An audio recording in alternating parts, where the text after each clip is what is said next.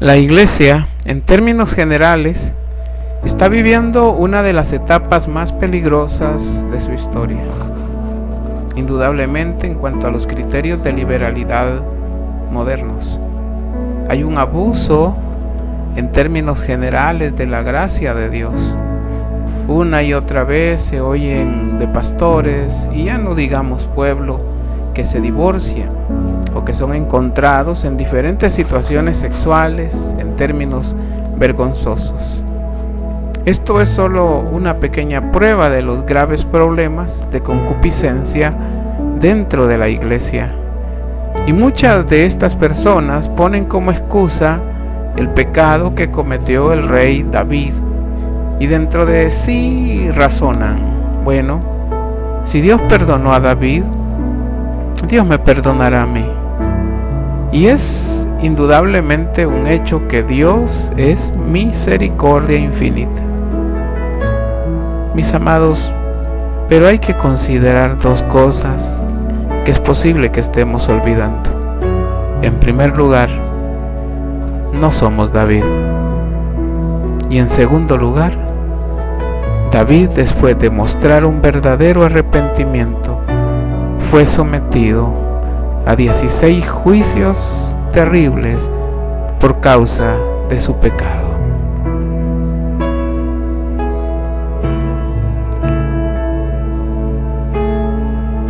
Cuando escuchamos el nombre del gran rey David en la Biblia, vienen a la mente dos aspectos de la vida de este gran hombre de fe.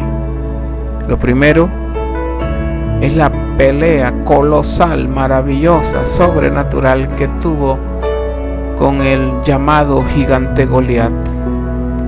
Y lo segundo es que tristemente se le recuerda, entre otras cosas, por su pecado con la mujer de Urías el Eteo, Betsabé.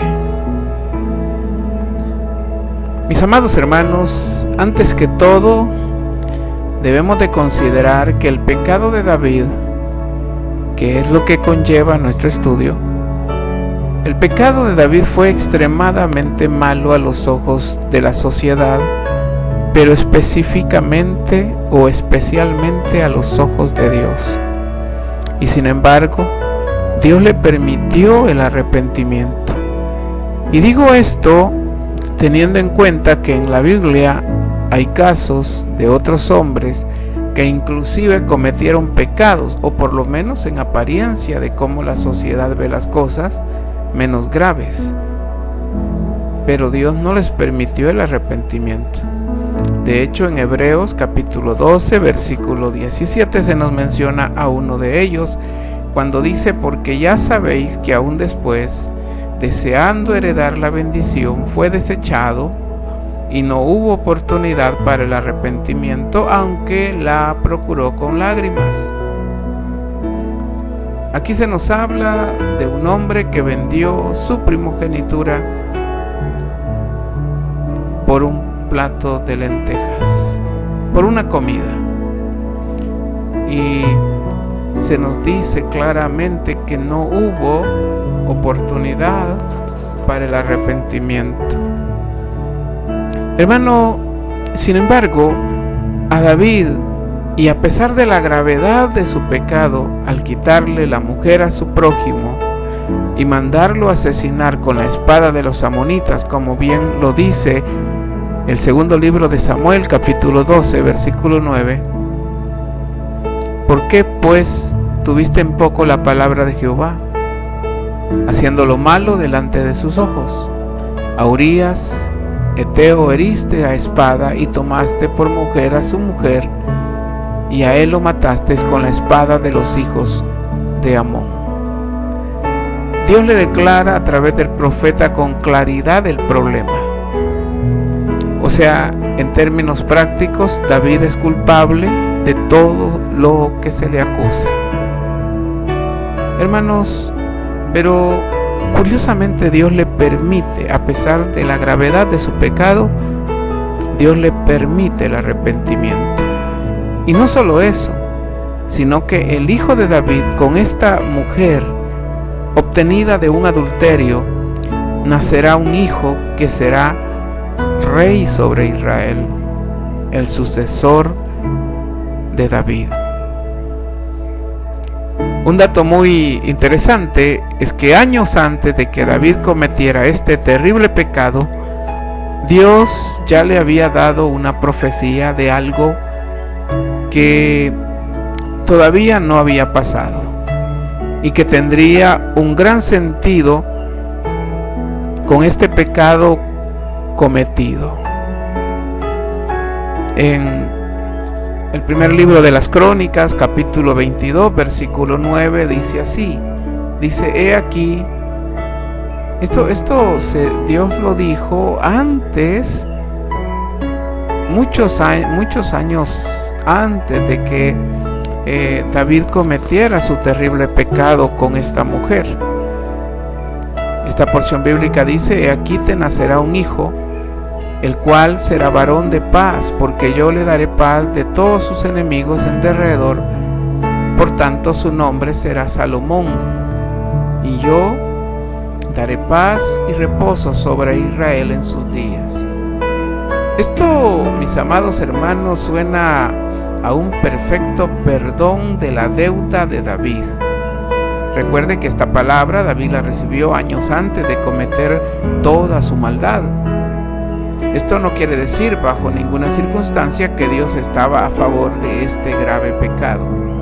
Mas sin embargo debemos de considerar dos cosas sumamente importantes en el caso de David. Primero, que la misericordia de Dios es infinita y ninguno de nosotros podemos conjeturar la voluntad de Dios. Como bien dice en Romanos capítulo 9 versículo 15, pues a Moisés dice, tendré misericordia del que tenga misericordia y me compadeceré del que yo me compadezca. Y también, por si alguno quisiera discutir sobre este asunto, en Romanos capítulo 9 versículo 20 dice, yo le contestaría, amigo mío, tú no eres nadie para cuestionar las decisiones de Dios. La olla de barro no puede quejarse con el que la hizo de haberle dado esa forma. Verso 21. El alfarero puede hacer con el barro lo que quiera. Con el mismo barro puede hacer una vasija para usarla en ocasiones especiales y también una vasija de uso diario.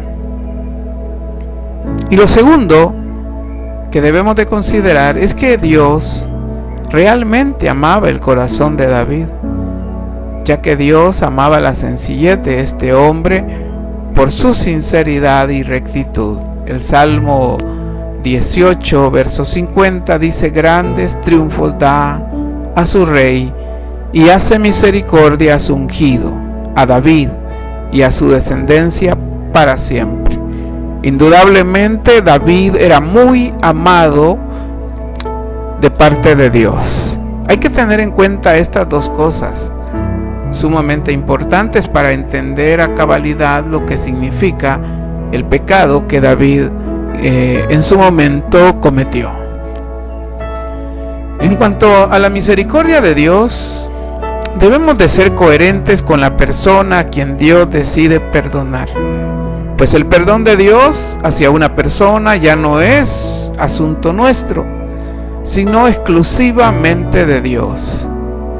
De hecho, existen muchas personas que se enojan cuando Dios obra en misericordia y decide perdonar a una persona y muestra su favor a aquellos que a nuestros ojos no merecen perdón o bendición alguna, como aquella mujer que entró al hogar del fariseo.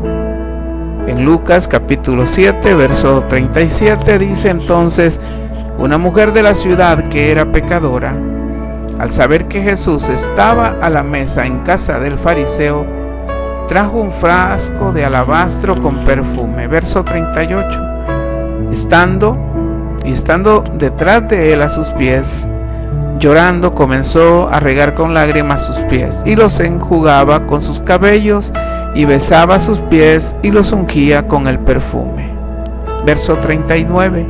Cuando vio esto, el fariseo que le había convidado dijo para sí: si fuera profeta, conocería quién y qué clase de mujer es la que le toca, que es pecadora. Hay un problema y hay un mal general en todos nosotros como seres humanos que se cuenta como un mal dentro de nuestra propia naturaleza, y es que tomamos abusivamente el lugar de jueces. ¿Por qué no decirlo? Tomamos el lugar de Dios. Y en este punto es que debemos de considerar que es Dios quien decide perdonar. De hecho, a veces se considera que hay mucha más misericordia en el Señor al perdonar a una persona,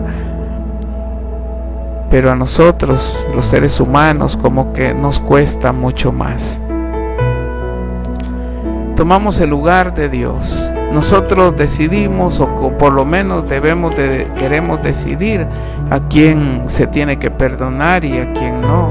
Muchas personas se enojan en las iglesias porque Dios tal vez usa a ciertas personas o le perdona su error o su pecado, cuando la verdad es que no tenemos que discutir o prejuiciar los designios divinos. Como bien dice en Mateo capítulo 20, versículo 15, ¿no me es lícito hacer lo que quiero con lo mío? ¿O tienes tú envidia porque yo soy bueno? Simón el fariseo considera que esta mujer, por ser pecadora a sus ojos, esta mujer no merece ni tan siquiera atención de parte de Jesús. Y sin embargo, Dios ve la actitud y el interior del corazón de ella. En Lucas capítulo 7, verso 48 dice: y a ella le dijo: tus pecados te son perdonados. Y a los que estaban juntamente sentados a la mesa, comenzaron a decir entre sí: ¿quién es este que también perdona pecados? Hermanos amados, nadie duda que el pecado de David fue grave en extremo. La Biblia en ningún momento lo declara inocente de su pecado. Sin embargo, Dios lo va a perdonar. Por alguna razón lo va a perdonar.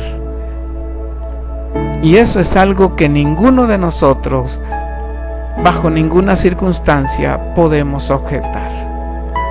Dios perdona a quien Él decide perdonar.